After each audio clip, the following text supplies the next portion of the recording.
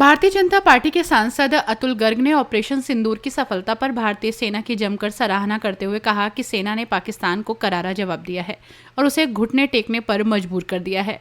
उन्होंने कहा कि ये भारत की आन बान और शान तिरंगे का सम्मान है जिसे सेना ने बनाए रखा है। सांसद अतुल गर्ग ने कहा कि जब पूरा देश और विश्व भारतीय सेना के शौर्य की सराहना कर रहा है, तब कुछ राजनेता इस गौरव गाथा को राजनीतिक रंग देने में लगे हैं, जिससे सेना का मनोबल गिराया जा सके। उन्होंने आरोप लगाया कि कुछ विपक्षी नेता केवल अपनी राजनीति चमकाने और क्रेडिट छीनने की कोशिश कर रहे हैं।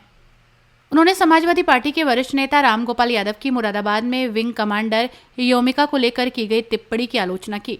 कांग्रेस के सहारनपुर से सांसद इमरान मसूद और मध्य प्रदेश सरकार के एक मंत्री का भी नाम लेते हुए कहा कि इनकी बयानबाजी से साफ होता है कि विपक्ष इस जीत को स्वीकार नहीं कर पा रहा है।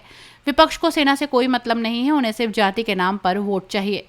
अतुल गर्ग ने कहा कि तिरंगा यात्रा सिर्फ भारतीय सेना को सम्मान देने का प्रतीक है, इसमें किसी पार्टी का झंडा नहीं लगाया गया है।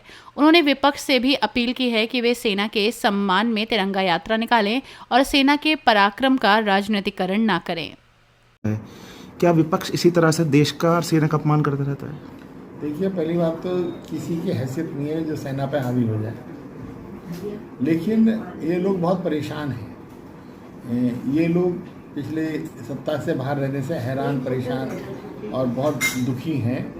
तो इनको जात बरादरी के अलावा कुछ और समझ में नहीं आता है। ना तो ये कह सकते हैं कि हमने अच्छा काम किया, तुलना नहीं कर सकते। इन पर कोई कहने के लिए कुछ है नहीं।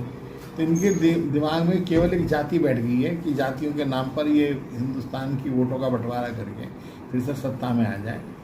तो इसके अलावा कुछ नहीं है और देश की जनता इन्हें माफ़ नहीं कर रही है और इनको जो है ये ऐसे ही रहे। ऐसा क्यों होता है जब भारतीय सेना पाकिस्तान पर कोई कार्रवाई करती है तो पहले सबूत के नाम पर राजनीति और अब जाति के नाम पर राजनीति? उनको ये डर लगता है कि भाई ये जो सेना की जीत है इसका लाभ मोदी जी को ना मिल जाए, जबकि मोदी जी ने, बीजेपी ने कभी भी क्रेडिट लेने की कोशिश नहीं करी है।